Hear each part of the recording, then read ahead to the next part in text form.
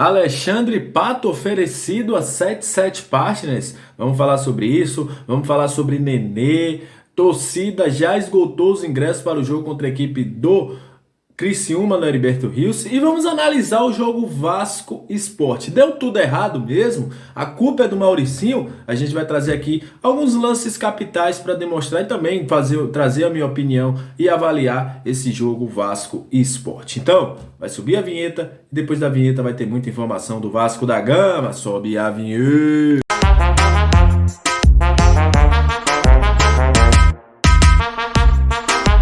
Salve, salve vascaínas e vascaínos, estamos entrando no ar para falar de Vasco da Gama. Aquele abraço para você que está sempre junto com a gente, que curte, compartilha, que se inscreve no nosso canal. Muito obrigado, vocês são o principal combustível para que este canal esteja no ar. E para você que está chegando pela primeira vez, seja muito bem-vindo ao nosso Comentário Vascaíno. Eu sou o Léo, sou apresentador, analista, scout, comentarista desse canal, que você tem informação e opinião e também análise e resenha do Vasco da Gama.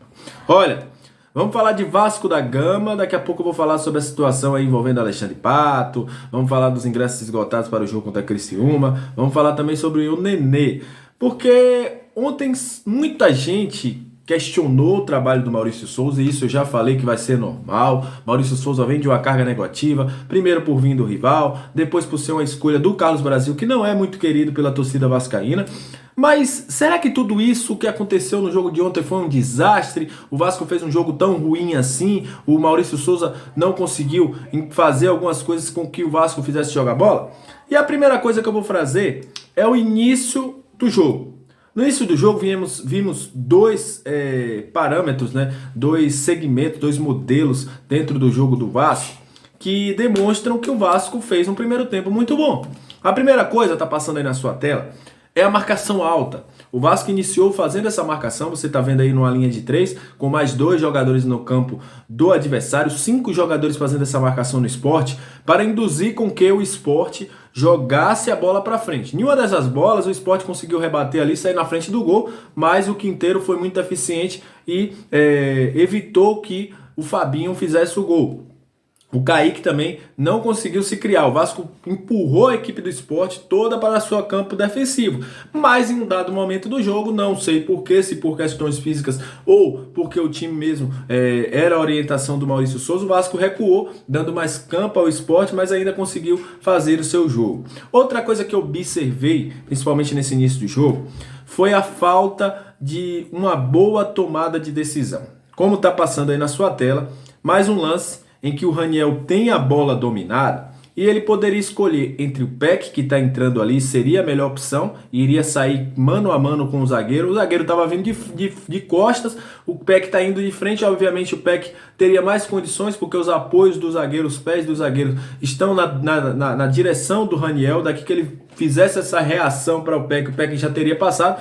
Raniel errou, levou muita bola, acabou perdendo, a sorte que a bola volta para o André que chuta, mas poderia ter tomado uma decisão diferente. Se ele utiliza o Peck ali na frente, o Peck sairia livre, poderia rolar a bola para trás com o Figueiredo e o próprio Raniel com a bola. Então, muita tomada de decisão incorreta. O Vasco no primeiro tempo poderia ter saído com o seu resultado positivo com 1-0, 2-0, mas o Vasco errou demais, seja com o Peck chutando errado, seja com cabeçada errada do Peck, seja o Raniel.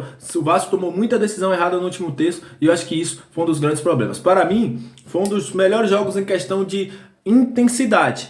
Porém, o Vasco não soube aproveitar. O Sport, eu reassisti o jogo, o Sport teve 2, 3 oportunidades, mas com bolas bem fáceis. Não teve uma bola que a gente falou assim, olha, ia ser gol do Sport. Não teve isso.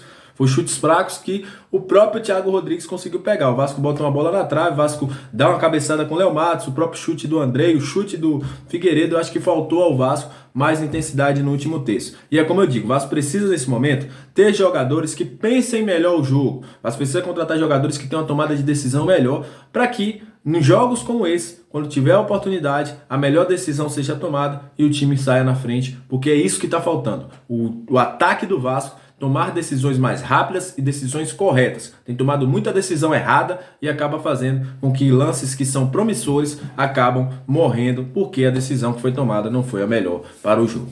Olha, falando aí de possíveis reforços, informação que saiu hoje, Vascaíno.net falou que o Alexandre Pato teria sido oferecido a 7777 Partners.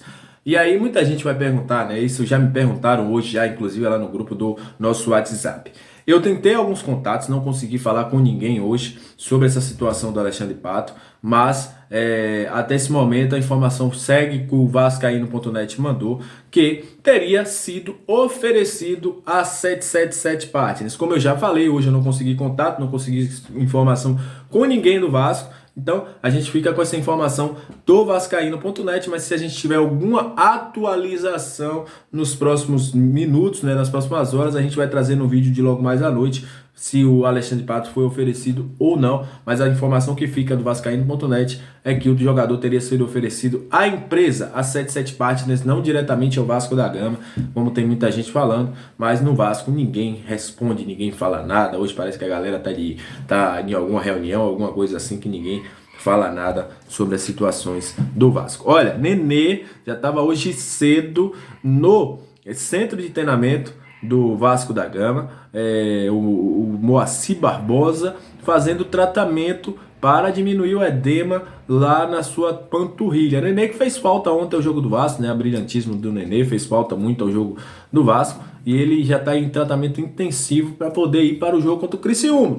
Jogo esse contra o Criciúma que o Vasco não terá Gabriel Peck e também não terá Edmar. Os dois tomaram o terceiro cartão amarelo e estão fora do jogo contra a equipe do Criciúma. E o Maurício Souza deve quebrar a cabeça aí para montar de novo sua equipe. O Vasco deve ter de volta o Anderson Conceição. Gabriel Dias ainda também não está confirmado se vai voltar ou não, mas o Léo Matos fez uma bela partida contra a equipe do Sport. Para esse jogo contra o Criciúma, vou dizer uma coisa, viu? E tem muita gente que critica a torcida do Vasco. Em menos de 2 horas, a torcida do Vasco, como visitante, esgotou todos os seus ingressos para o jogo no Heriberto Rios no próximo sábado às 16h30. É isso mesmo. O torcedor vascaíno fez a sua parte. Foram 2.000 ingressos colocados à venda para o Vasco da Gama. E esses 2.000 ingressos lá no Heriberto Hilsen foram vendidos. Então você que queria ir para o jogo no Heriberto Rios não comprou, meu amigo, já foi. Acabaram os ingressos do jogo contra a equipe do Criciúma. Jogo às 4h30 da tarde. O Vasco que já deve começar a treinar nesta segunda-feira, já aí buscando uma partida contra a equipe do Criciúma. Lembrando que faltam 2 rodadas para terminar o turno da Série B do Campeonato Brasileiro. Então é isso. 3 rodadas, na verdade. Agradeço a vocês que chegaram até esse momento do vídeo. Muito obrigado. Saudações vascaínas. E qualquer nova informação, a gente vai voltar aqui atualizando vocês sobre tudo que tá rolando no Vasco da Gama. Aquele abraço. Tamo junto. Saudações vascaínas. E até o próximo vídeo. Valeu, galera. Tamo junto. E gostou? Se inscreve no nosso canal.